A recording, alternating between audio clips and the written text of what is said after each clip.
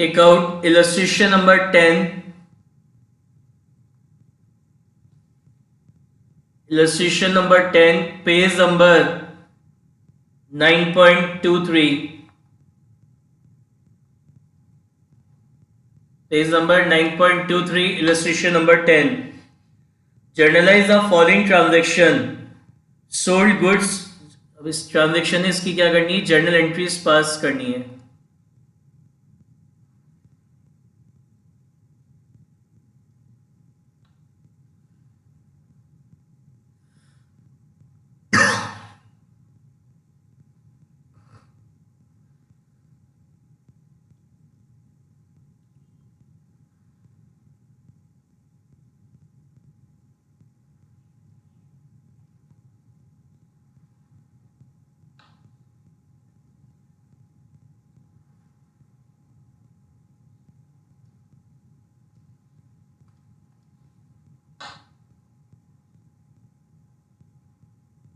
या लिखेंगे journal entries.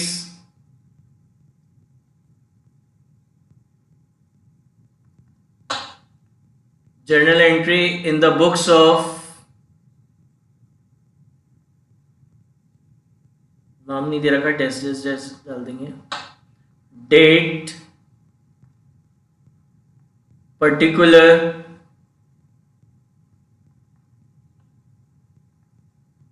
LF, amount, debit, amount, credit.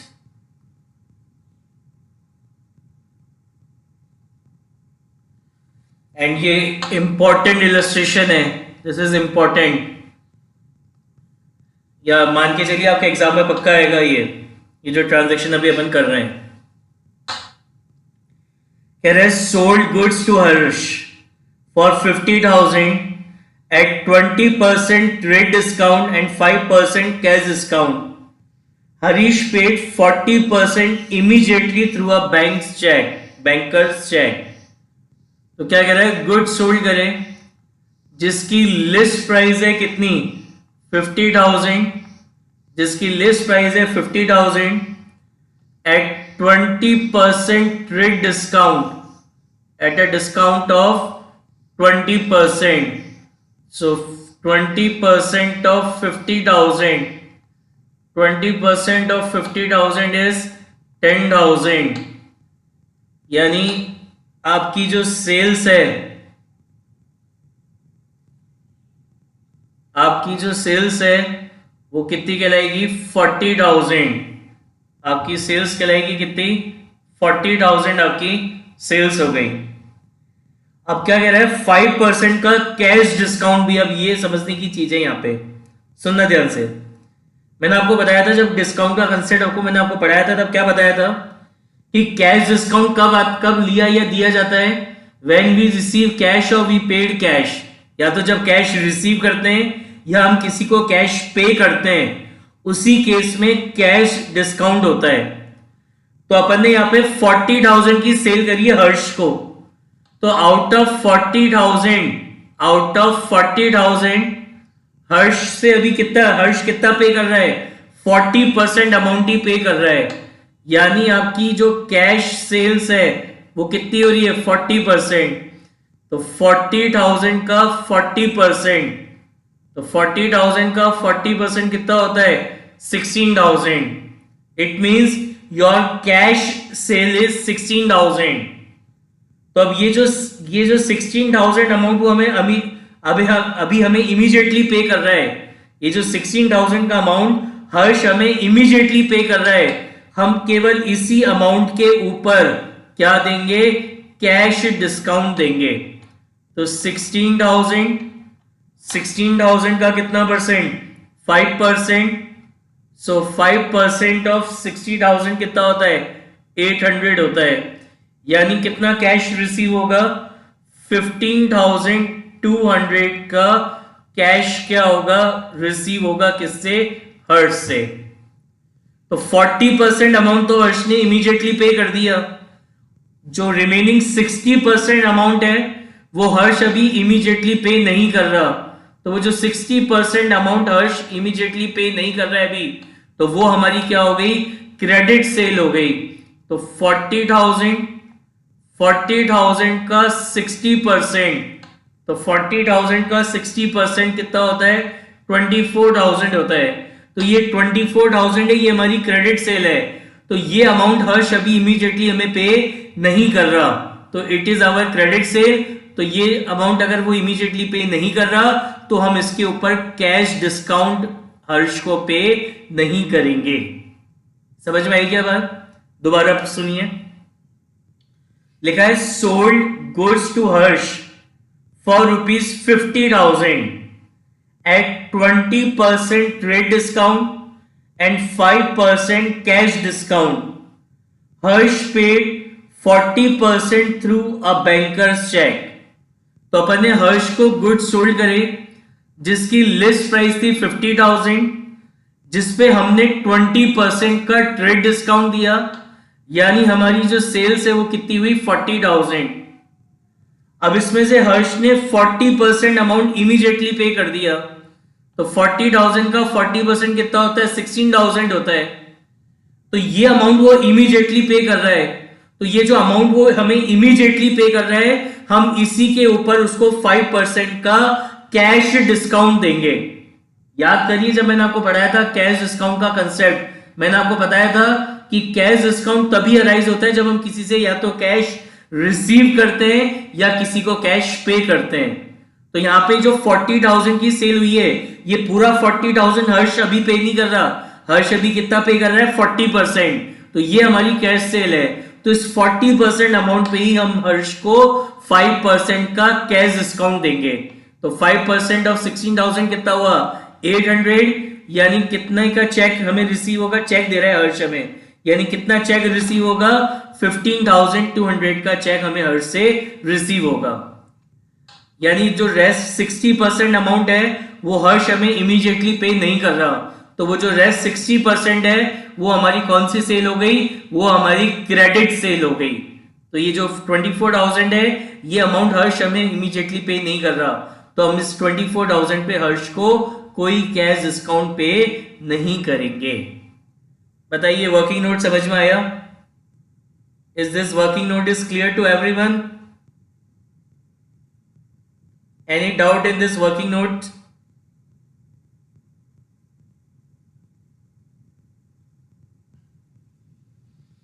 चलिए अब इसकी जर्नल एंट्री देखते हैं, जर्नल एंट्री कैसे पास होगी। सबसे पहले अपन ने इसको क्रेडिट सेल करी, किसको, हर्ष को क्रेडिट सेल करी, कितने की, 24,000 की। तो कौन सा अकाउंट इफेक्ट होगा क्रेडिट सेल के लिए, ये क्रेडिट सेल करी हर्ष को 24,000 की। So for this credit sale which account will effect, yes very good, excellent. कौन सा अकाउंट इफेक्ट होगा, अपन हर्ष को क्रेडिट सेल कर रहे हैं तो इसलिए हर्ष अकाउंट इफेक्ट होगा। ये 15,200 का अपन चेक रिसीव कर रहे हैं तो कौन सा अकाउंट इफेक्ट होगा, 15,200 का चेक रिसीव कर रहे हैं अपन, तो कौन सा अकाउंट इफेक्ट होगा, यस वेरी गुड, कौन सा अकाउंट इफेक्ट होगा, बैंक अकाउंट। ये 800 रुपीज का अपन ने डिस्काउंट दिया है हर्ष को, तो ये जो 800 का डिस्काउंट दे रहे हैं हर्ष को, इसके लिए कौन सा अकाउंट इफेक्ट होगा, यस वेरी गुड, इसके लिए कौन सा अकाउंट इफेक्ट होगा, discount allowed account, discount allowed account. और कोई मेरे को बताएगा यहां पे हमारी टोटल सेल्स कितनी की हो रही है, what is the amount of total sales, what is the amount of total sale, yes very good, amount of total sale is 40,000। तो ये जो अपन सेल कर रहे हैं 40,000 की, इसके लिए कौन सा अकाउंट इफेक्ट होगा, ये जो सेल्स कर रहे हैं अपन 40,000 की, इसके लिए कौन सा अकाउंट इफेक्ट होगा, यस वेरी गुड, इसके लिए कौन सा अकाउंट इफेक्ट होगा, आपका सेल्स अकाउंट। और भी कोई अकाउंट लग रहा है कि आपको इफेक्ट होगा, और कोई अकाउंट लग रहा है जो लग रहा है इफेक्ट हो सकता है यहाँ पे, किसी को ऐसा तो नहीं लग रहा ना कि ये ट्रेड डिस्काउंट अकाउंट है तो ये भी इफेक्ट होगा, yes very good, trade discount है, this trade discount is not recorded in the books of accounts. अब एक ही अकाउंट की बात करते हैं, what is the nature of Harsh account, What is the nature of Harsh account? Yes, it is a personal account in nature. And what is the rule of personal account? Debit the receiver, credit the giver. So in this transaction, Harsh is the receiver or giver? In this transaction, Harsh is the receiver or giver? Yes, Harsh is the receiver of the goods. कितना receive कर रहा है? 24,000. What is the nature of bank account? What is the nature of bank account? Bank is a representative personal account. मैंने आपको बताया था bank is a representative personal account. तो ये जो बैंक है ये आपका पर्सनल अकाउंट नेचर का होता है. क्या रूल होता है पर्सनल अकाउंट का? Debit the receiver, credit the giver. तो हमें हर्ष ने ये 15,200 का चेक दिया है. ये चेक हम अपने बैंक में डिपॉजिट कराएंगे. तो बैंक हमसे चेक रिसीव कर रहा है. बैंक हमसे चेक क्या कर रहा है? रिसीव कर रहा है. तो रूल क्या कहता है? Debit the receiver. कितना? 15,200. हर्ष ने हमें चेक दिया 15,200 का. हम उस चेक का क्या करेंगे? हम उस चेक को अपने बैंक में डिपॉजिट कराएंगे. तो आपका जो बैंक अकाउंट है वो आपसे आपका चेक रिसीव कर रहा है. तो debit the receiver. That's why ये बैंक अकाउंट क्या हुआ है? डेबिट हुआ है. क्लियर? क्लियर है बैंक अकाउंट का? Now, what is the nature of discount allowed account? What is the nature of discount allowed? Yes, discount allowed is a nominal account in nature, and rule of nominal account is debit all expenses and losses, credit all income and gains. तो debit all expenses and losses. ये discount आपने दिया है customer को, तो ये आपका expense है. तो रूल क्या कहता है? Debit all expenses and losses. तो ये क्या हो जाएगा आपका? डेबिट. सेल्स करेंगे तो इनकम होगी. तो it is nominal account in nature. क्या रूल होता है? Debit all expense, credit all income and gains. Credit all income and gains. कितने की सेल्स हो गई टोटल? 40,000 रुपीज की सेल्स हो गई. कितनी की सेल हो गई? 40,000 की. डेट तो देनी रखी, एबीसी दे रखा है, तो डेट के कॉलम में एबीसी लिखेंगे. ए क्या एंट्री हुई? Harsh account debit. Harsh account debit 24,000. Bank account debit. Bank account debit 15,200. Discount allowed account debit.